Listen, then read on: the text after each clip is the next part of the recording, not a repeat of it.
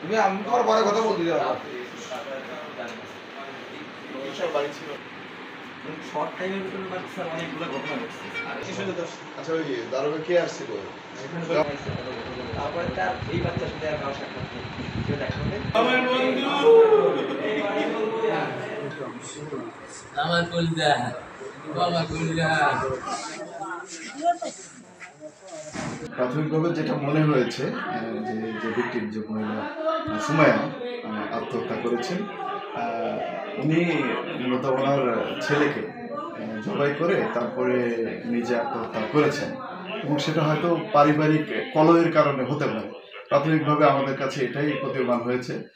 তারপরেও আমরা আইনগত যে ব্যবস্থা আছে সেটা গ্রহণ করার জন্য লাস্ট পোস্টমর্টমে পাঠাবো।